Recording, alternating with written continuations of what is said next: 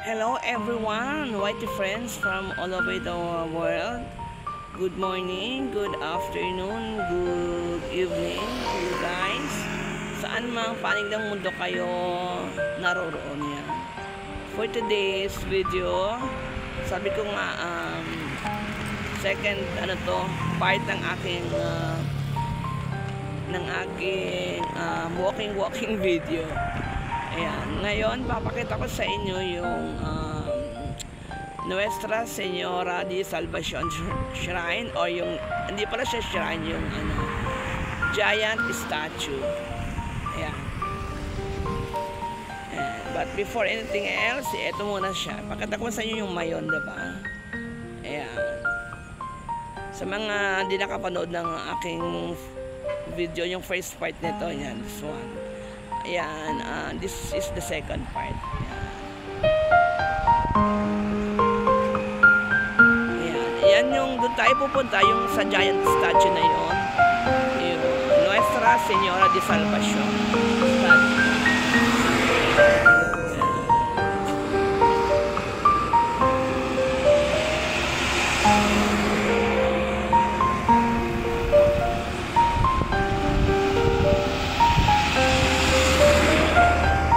Itong statue guys, sabi ko siguro mga bago lang to, 2 years lang ata. But since pinatayo to o na-open sa public, this has become one of the tourist attraction dito sa Bicol, lalo na ng mga, syempre mga Christians, or sa yung tawag nito, sa pag Holy Week, isa itong binibisita kasama sa bisita iglesia ng mga Catholics, itong giant statue ng Nuestra Señora de Salvacion. Diba ang ganda ng view, diba? Sa morning, pwede ka mag walking, jogging, yan. Sa hapon guys, pwede ka mag food trip. Sabi ko nga sa part 1 ng aking video nito. Kasi doon yung mga stalls na yun, mga ayan, mga doon, tapsilugan, mamihan, pares, tusok-tusok, name it, na mga street foods meron sila dyan. Yan. I'll shoot a video of this one, separate video doon naman sa mga kainan. Maybe later this afternoon yan. Punta uli ako dito. Ayan. Ayan na yung kanyang yan yung giant statue.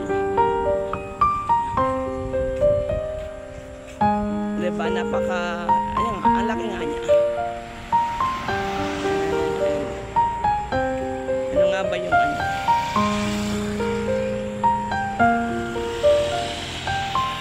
ayan yung kanyang statue. Nasa likod tayo, haharap tayo na.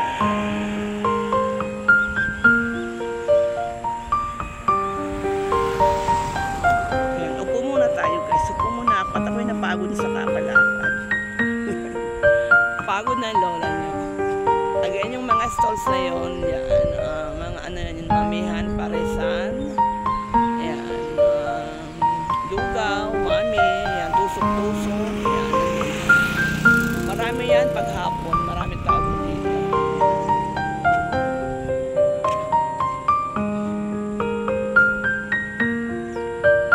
Ayan, diba, ang laki ng statue. Sa mga late tuners, yan, sa mga dito nag-tune in, ito yung view sa likod. Mayon volcano. Yan, sabi ko nga dun sa una kong video, kahit araw-araw ko nakikita yung Mayon volcano, na-amaze pa rin ako sa kanyang itsura.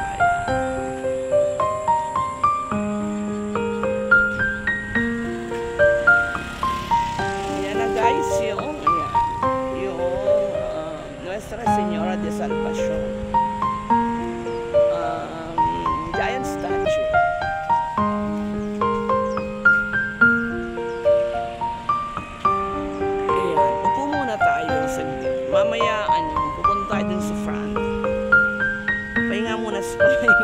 lola niyo. Shout out dyan sa mga viewers itong premiere, sa mga magre-replay nitong video. Thank you.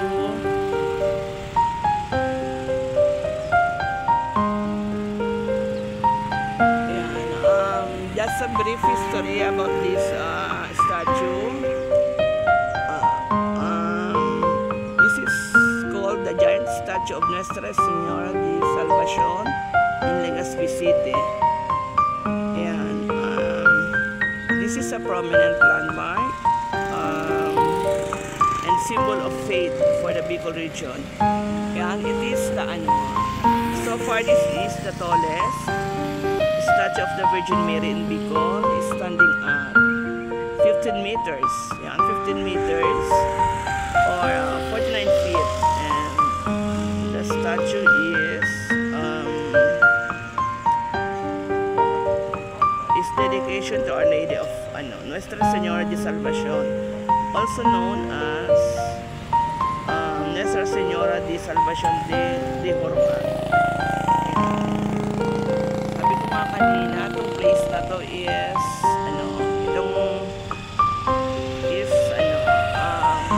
became a tourist attraction since na-open to sa public.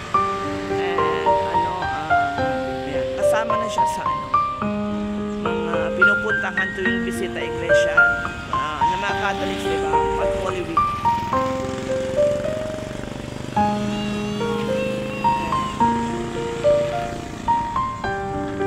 Tayo later, may ang dami sasakyan.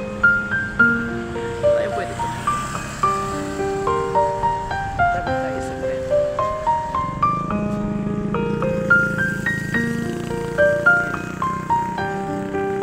This one is the close up. Close up tayo.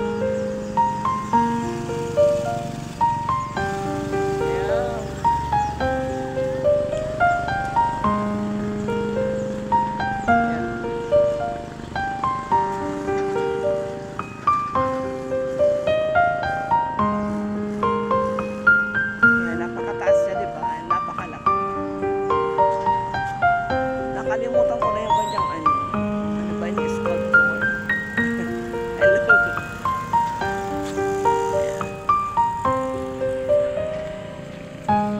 Tingnan natin nga yung nito. Kung kailan ito ginawa. Parang wala. Wala siya. 3 years na pala siya. Ayan. Our Mother of Salvation, pray for us with much love, prayers, and devotion. Eiko and family, Father Andre Olin, yan, siguro sila yung nagpagawa nito. Filipino-Chinese Music Ministry, Monsignor Crispin C. Bernardo Jr., blessed by the Most Reverend Joel C. Bailon, Bishop of the Diocese of Legazpi. On August 20, 2022, feast day of our Mother of Salvation and diocesan feast day of feast day, 3rd Saturday of August. So, malapit na pala ang kanyang malapit na pala ang kanyang parang date ng pagkaka-bless nitong place na to. August 20 pala siya, 2022. Yeah. Picturean ulit na. Pakita ko ulit sa inyo.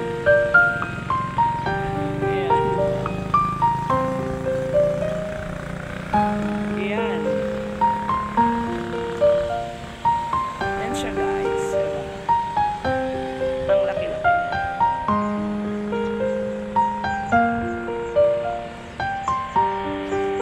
And yan, napakaganda rin, napakagandang view.